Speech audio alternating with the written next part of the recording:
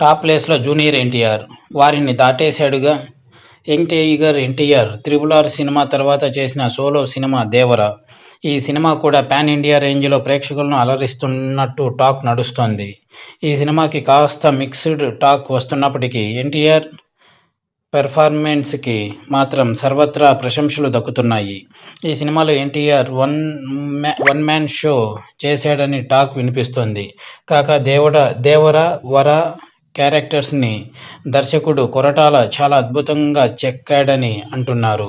ఈ movie result ఏంటో చెప్పడానికి ఇప్పుడే ఇంకా సమయం ఉంది. కానీ ఓ విషయంలో ఎన్టీఆర్ మిగతా హీరోలను దాటేశాడని విశ్వసనీయ వర్గాల సమాచారం. విషయం ఏంటంటే, 'దేవర' మూవీతో ఎన్టీఆర్ పాన్ ఇండియా స్థాయిలో స్టార్గా ప్రూవ్ చేసుకున్నట్లే అని సినీ వర్గాలు చెబుతున్నమాట.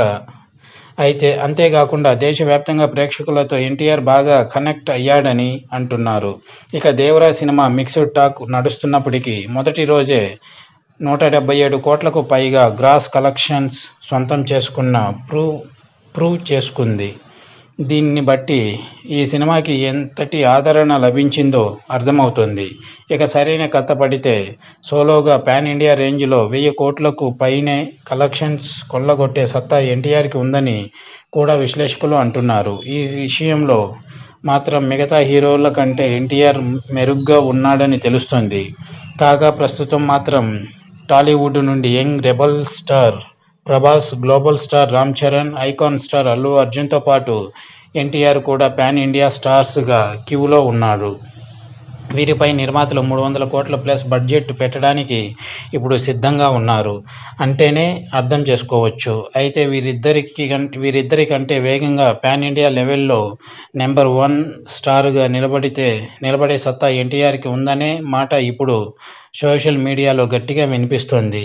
ఇక దానికి కారణాలు కూడా లేకపోలేదు. ప్రభాస్ ఎక్కువగా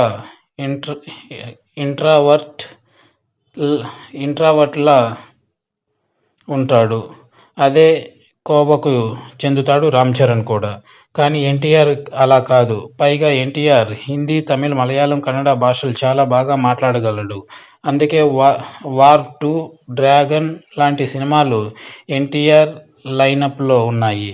దాంతో మరి కోణాలలో ఎన్టీఆర్ వీరిని దాటి టాప్ రేంజ్లోకి చేరిపోవడం ఖాయం అని అంచనా వేస్తున్నారు విశ్లేషకులు.